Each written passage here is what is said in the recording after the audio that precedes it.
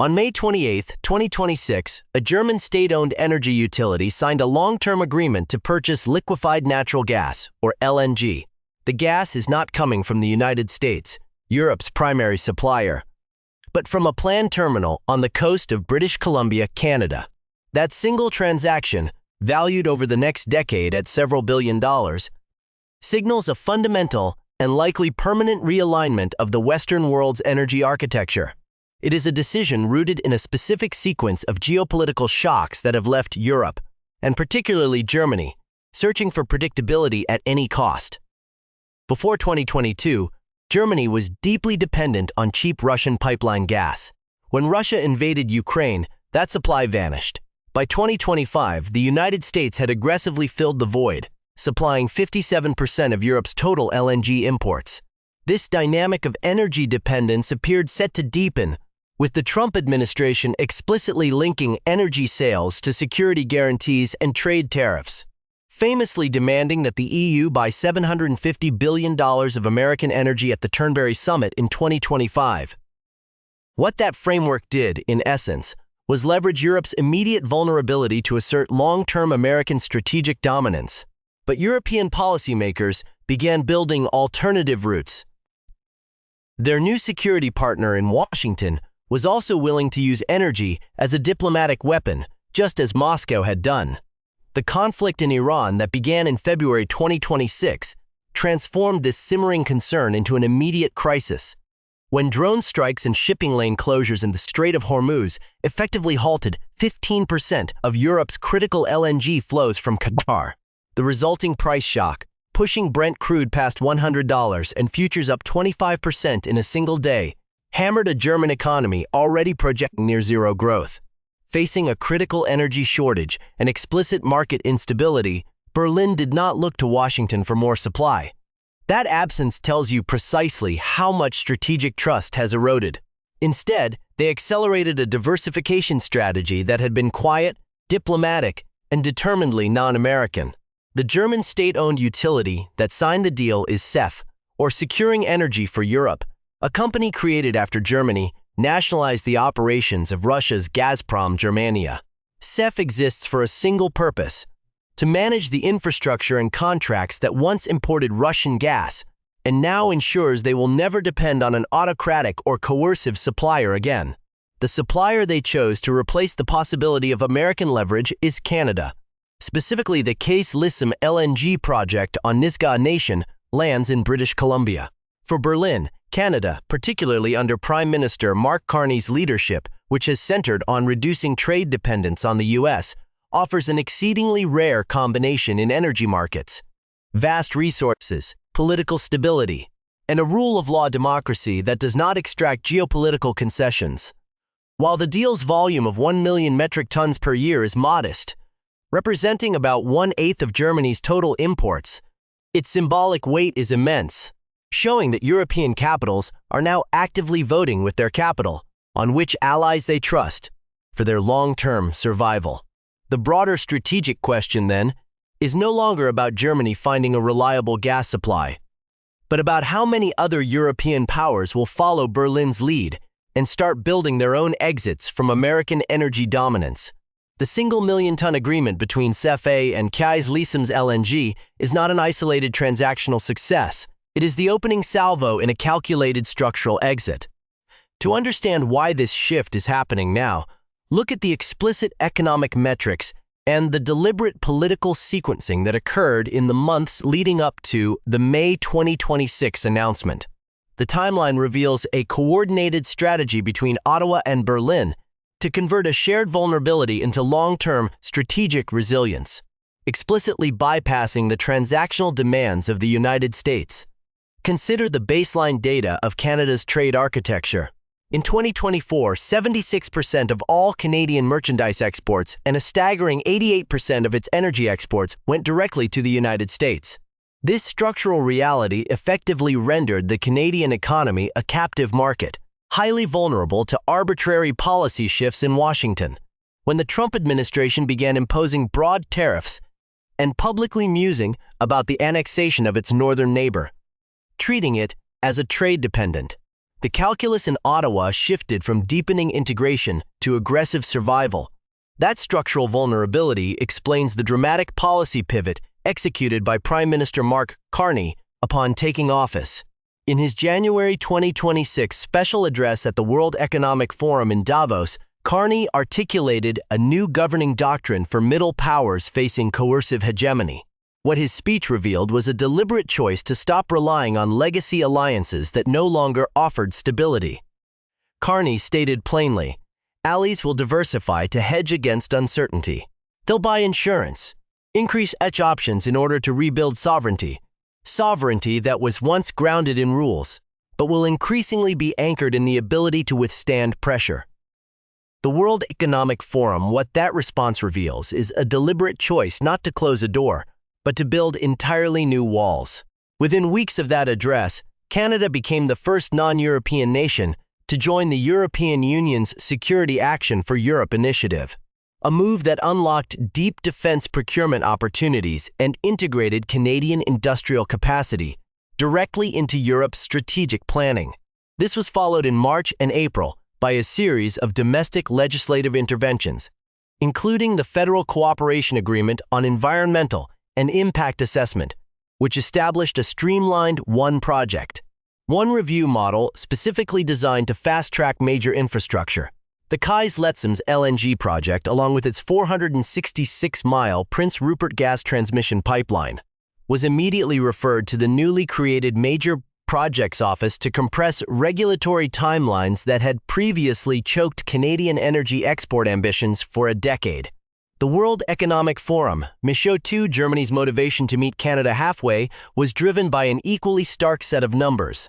Following the joint U.S.-Israeli strikes in Iran on February 28, 2026, and the subsequent drone attacks on Qatar's Ras Laffan complex, Germany's energy security collapsed into acute crisis. By early March, German domestic gas storage facilities had plummeted to 20.5% capacity, forcing Berlin to halve its 2026 GDP growth forecast to a dismal 0.5%. The Turnberry Framework of 2025, in which President Trump demanded a $750 billion European commitment to American energy under the explicit threat of automotive and industrial tariffs, suddenly transformed from a difficult diplomatic negotiation into an existential threat. Berlin realized that relying on a single dominant supplier who openly weaponized market access was identical to the mistake they had made with Russian pipeline gas. This shared imperative explains the precise execution of the CFE deal. CFE is not a private corporation acting on short-term market signals. It is entirely owned by the federal government of Germany, operating as an instrument of state strategy. By utilizing a company that was once the German arm of Russia's Gazprom, Berlin sent an unmistakable signal regarding its intent to permanently replace coercive supply chains with rule-of-law partnerships. The contract is structured on a free on-board basis for up to 20 years, meaning Germany takes ownership of the molecules the moment they hit the ship on the Pacific coast, completely insulating the supply line from American domestic regulatory whims or political interventions at U.S. Gulf Coast ports. Western LNG Show 1, the economic scale of the project, further underscores the permanence of this shift. The Kays-Letzems facility is designed for a full capacity of 12 million metric tons per year, backed by a 30 billion Canadian dollar lifecycle investment and a newly signed 600-megawatt power agreement with BC Hydro to run electric-driven liquefaction trains. By anchoring the terminal on Nizhda Nation lands and securing binding offtake agreements with European supermajors TotalEnergies and Shell for an additional 4 million tons, the project achieves an economic gravity that makes a final investment decision nearly inevitable. What this framework does structurally is redirect the gravity of European capital away from the American energy empire and toward a net-zero designed Canadian export hub. Natural gas intelligence show 1, but while the strategic intent is absolute, the immediate execution faces an unforgiving physical reality. The Kays-Letzems terminal will not see its first cooling trains online until the early 2030s, leaving Germany and the wider European Union heavily exposed to American LNG, which is projected to supply 2/3 of the bloc's imports throughout the remainder of 2026. The true measure of this strategy's success will not be decided in Berlin or Ottawa, but in how the White House responds to this quiet, capital-driven defiance. The unresolved question that now dominates European energy ministries is whether the Trump administration will allow Canada to build out this independent Pacific energy corridor, or if Washington will deploy its ultimate economic weapon, broad secondary sanctions, to freeze the $30 billion project before the first steel is ever laid in the ground. Managing the friction between immediate physical vulnerability and long-term sovereign strategy defines the current era of international relations. The tension between Europe's near-term reliance on the American energy empire and its multi-billion-dollar commitment to a Canadian Pacific corridor demonstrates that middle powers are no longer willing to accept dependency as a permanent condition.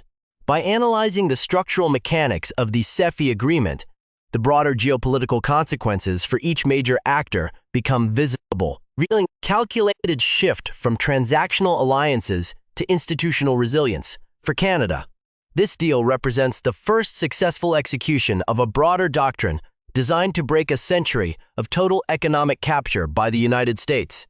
By leveraging its vast resource wealth and stable, rule-of-law governance, Ottawa is successfully converting its energy sector from a domestic vulnerability into an instrument of independent foreign policy. The fast-tracking of the Key Lism's infrastructure demonstrates that Canadian policy is no longer passive. It is actively using European capital to underwrite the construction of a sovereign trade architecture. The likely next move for Ottawa is to replicate this model across other sectors, using its newly minted status in European defense and critical mineral frameworks to diversify its non-U.S. trade toward the stated $600 billion target for Europe. And Germany in particular, the Canadian agreement is a structural blueprint for survival in a fragmented global order. Berlin has demonstrated that it views predictability and partnership without political conditions as a premium commodity, worth more than the immediate availability of unhedged supply. By institutionalizing this trade through a nationalized entity like CEFI, Germany is systematically eliminating the leverage that external powers can hold over its industrial base.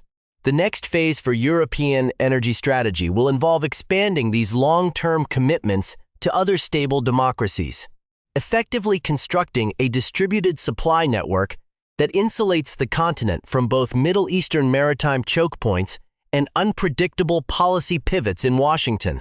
For the United States, this quiet realignment exposes the inherent strategic limits of coercive economic dominance.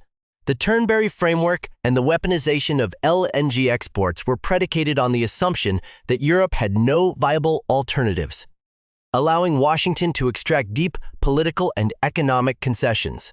However, by treating close allies as captive markets and trade dependents, the administration inadvertently accelerated the very diversification it sought to prevent. The loss of future market share to Canada demonstrates that while leverage can force short-term compliance under duress, it ultimately drives capital toward more reliable, non-coercive partners. Undermining the long-term structural dominance of American energy exports beyond the immediate Atlantic-Pacific axis, this reorientation will trigger significant ripple effects across secondary markets, particularly for major Asian consumers like India. As European capital locks up future Canadian supply and continues to aggressively bid for non-Middle Eastern volumes, rising economies in the Indo-Pacific will face an increasingly crowded and competitive energy landscape. New Delhi, which relies heavily on spot market LNG to fuel its domestic industrial expansion, will be forced to adapt to a reality where European utilities are permanently anchored in Pacific infrastructure.